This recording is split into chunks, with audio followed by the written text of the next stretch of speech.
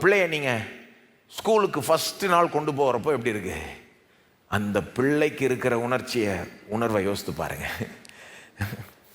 பெற்று கூடவே வச்சுருக்கீங்க 2-3 வயசு வரைக்கும். அப்புறம் முதல் நாள் ஸ்கூலுக்கு கொண்டு போகிறீங்க. நீங்கள் ரொம்ப உற்சாகத்தோட பெரிய முயற்சி எடுத்து ஸ்கூலை தேர்ந்தெடுத்து அதுக்கு டொனேஷனை கொடுத்து படாத பாடுபட்டு அட்மிஷனை வாங்கி பிள்ளைய கூட்டிகிட்டு போனால் அங்கே போய் அந்த பிள்ளைய விட பார்க்குறப்போ அந்த பிள்ளை என்ன பண்ணுது? கதறி அழுது.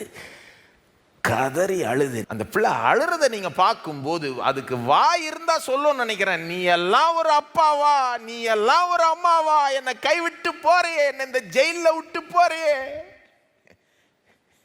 அந்த பிள்ளை கதறதை பார்த்தா என்னமோ அதுதான் நினைக்கிற மாதிரி தெரியுது. அதுக்கு பாருங்க தெரியல, புரியல. பெற்றோர் ஒன்றும் கைவிடலை.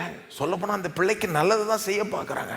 சூப்பரான ஸ்கூலை தேர்ந்தெடுத்து ஏற்கனவே திட்டம் போட்டு வச்சிட்டாங்க. இந்த ஸ்கூலுக்கு போகணும், அப்புறம் இந்த காலேஜுக்கு போகணும், அப்புறம் இந்த கரியருக்குள்ளே போகணும், இப்படி எதிர்காலம் இருக்கணும், அப்படி இருக்கும், எல்லாம் திட்டமிட்டு பிரயாசப்பட்டு கூட்டிகிட்டு போனால் இந்த பிள்ளை அதெல்லாம் ஒன்றுமே புரிஞ்சிக்காம என்னை பாரு என் அப்பா அம்மா விட்டு போகுதுன்ற மாதிரி அப்படியே எல்லாம் போன மாதிரி கதறுதாங்க. அந்த பிள்ளைக்கு புரியல, சின்ன பிள்ளை. ஆனால் விசுவாசிகள் ஆகிய நாமும் சில நேரம் முதிர்ச்சி அடையாத சிறு பிள்ளைகளை போல இருக்கிறோம். ஆவிக்குரிய ரீதியில் எண்ணங்களில் சில நேரம் நமக்கு எப்படி தோணுதுன்னா, தேவன் கைவிட்டார். ஏன் அப்படி தோணுது? ஏன்னா நாம் அவருடைய வழிகளை போதுமான அளவுக்கு புரிஞ்சுக்கல. நாம் அவருடைய கேரக்டரை போதுமான அளவுக்கு அதில் உறுதி நமக்கு இல்லை, கான்ஃபிடன்ஸ் இல்லை. நமக்கு அவருடைய பிளான் புரியல, தெரியல.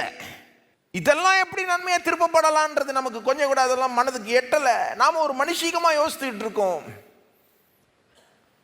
ஆகவே நமக்கு உண்மையில எல்லாம் போச்சுன்ற மாதிரி தோணுது. ஆனால் அது ஏன்னா நாம் ஆவிக்குரிய முதிர்ச்சி நமக்கு இல்லை.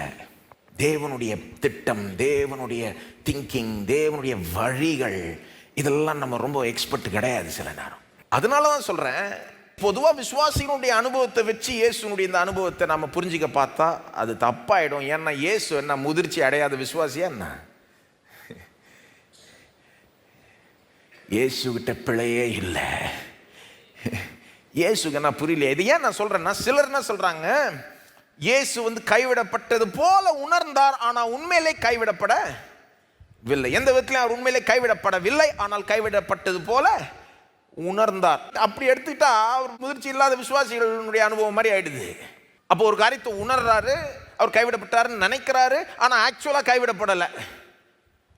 இல்லை, அது விசுவாசிகளுக்கு